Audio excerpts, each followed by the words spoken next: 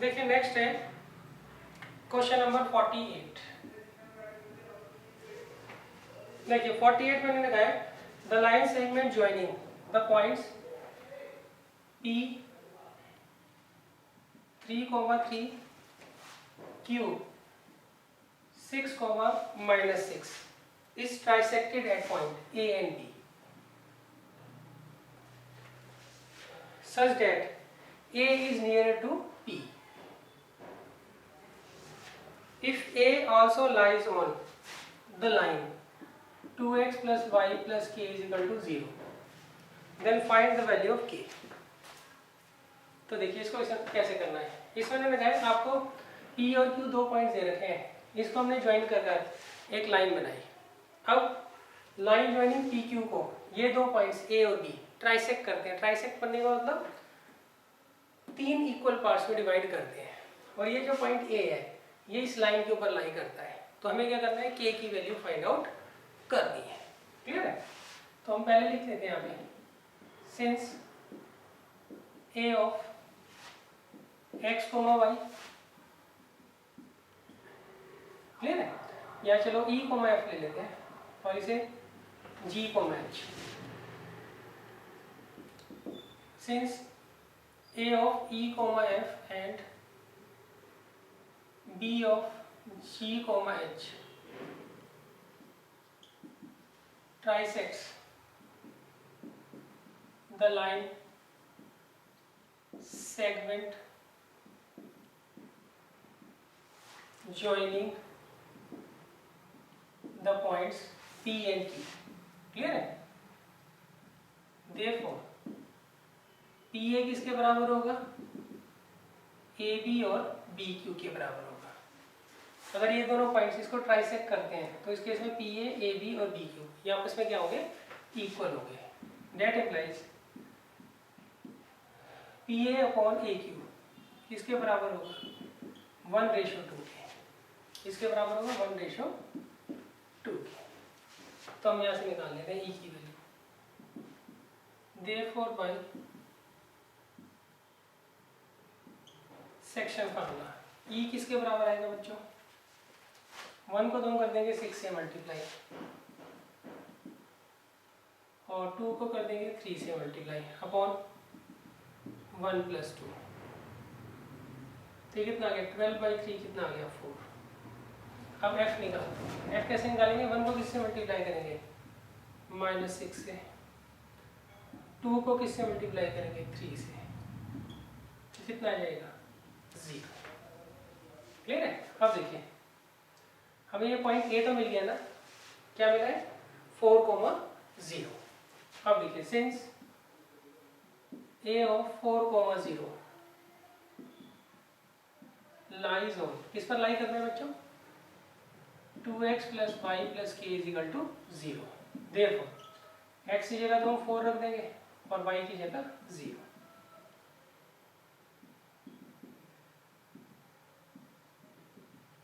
तो k की value क्या आ जाएगी बच्चों? -8 आ जाएगी। k की वैल्यू क्या आ जाएगी बच्चों? -8।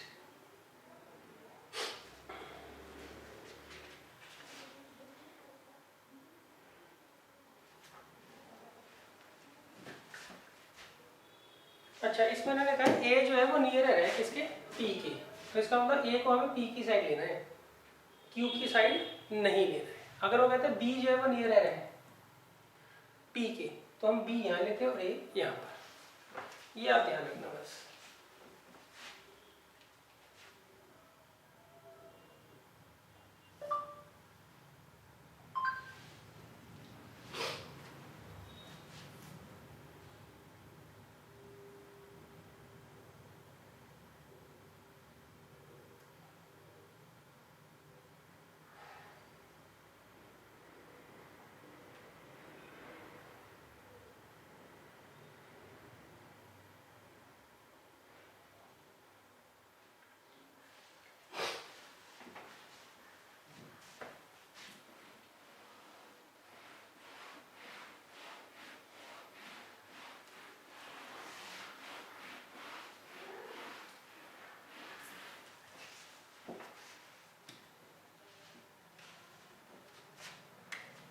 अब देखिए नेक्स्ट है 49।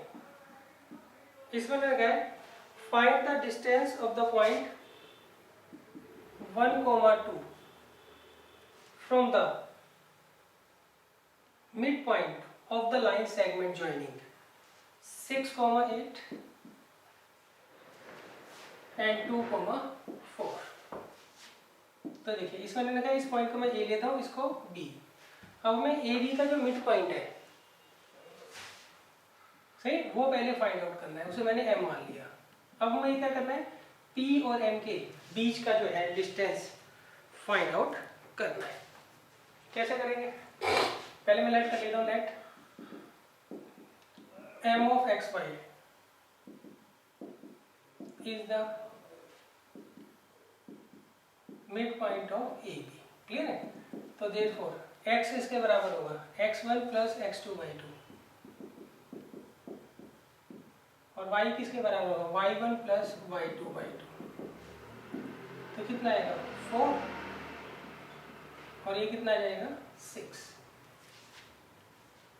क्लियर है? अब देखो, अब हमें डिस्टेंस निकाल लेंगे बीच का।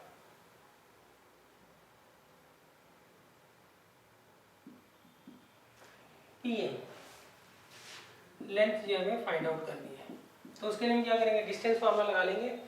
इसे x1 y1 मान लेता हूँ, इसे x2 y2। तो अगर x2 माइनस x1 का whole square plus y2 minus y1 का होल स्क्वायर, तो 3 का स्क्वायर आ गया 9 और 4 का हो गया 16। तो √25 कितना आ जाएगा 5 मिनट आंसर आ जाएगा।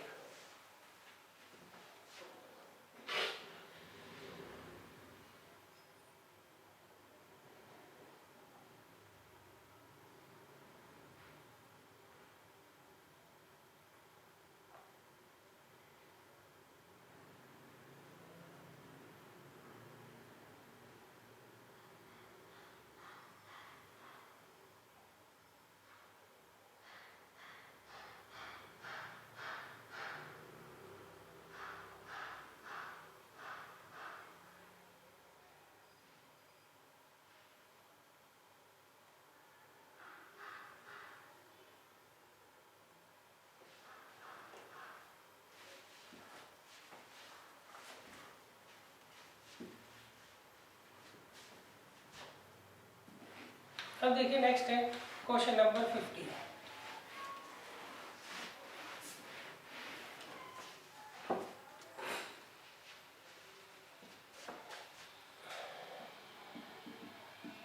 क्वेश्चन नंबर 15 में इन्होंने कहा है the line segment joining the points 3, -4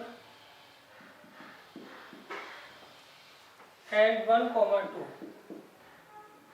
is trisected at P and Q। ये दोनों पॉइंट्स को ज्वाइन करके जो लाइन बनती है वो ट्राइसेक्ट होती है P और Q पर। अब वो कहते हैं if the coordinates of P के जो कोऑर्डिनेट्स हैं वो है स्मॉल p, -2 और Q के हैं 5/3, Q। तो हमें क्या करना है, यहाँ पे P और Q की जो है वैल्यू फाइंड आउट करनी है। क्लियर है? अच्छा, इन्होंने ये नहीं बताया कौन सा किसके नियर है, तो हम ऐसे ही मान लेते हैं P इसके पास है और Q उसके पास है और इन दोनों पॉइंट्स को हम A और B ले लेते हैं। क्या ले लेते हैं, A और B।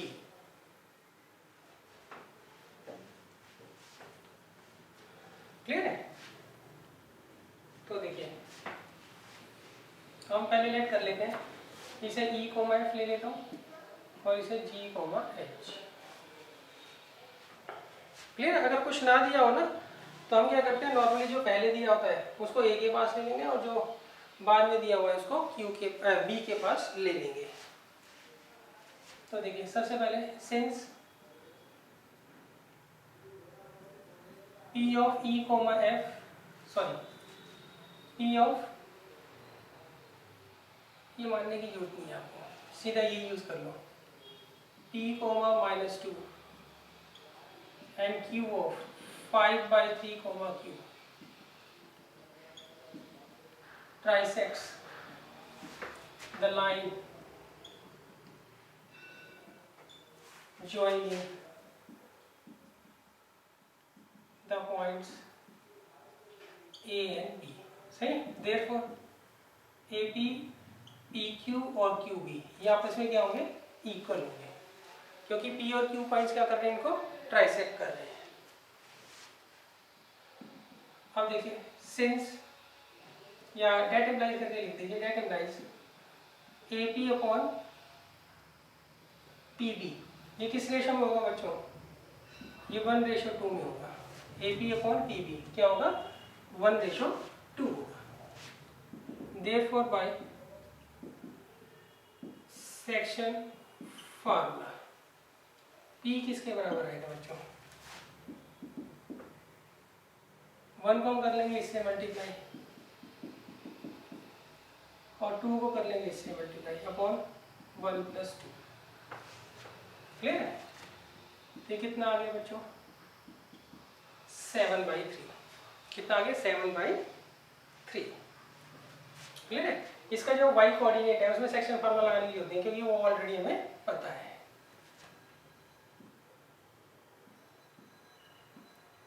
अब देखिए इसको आप कैसे लोगे,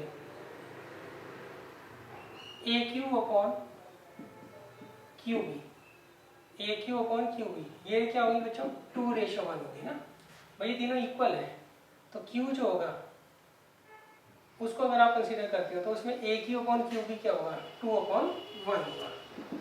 देयरफॉर बाय सेक्शन फॉर्मूला इसका y कोऑर्डिनेट निकालना है ना हमें, क्यू किसके बराबर होगा, अब रेशो ऐसे लिख देता हूँ, क्यू किसके बराबर होगा, 2 को तो करूँगा 2 से मल्टीप्लाई और 1 को करूँगा -4 से, तो कितना आ जाएगा, 0 आ जाएगा। क्लियर। तो यहाँ पे सेक्शन फार्मूला बच्चों आप देख लेना किस तरीके से आपको लगाना है।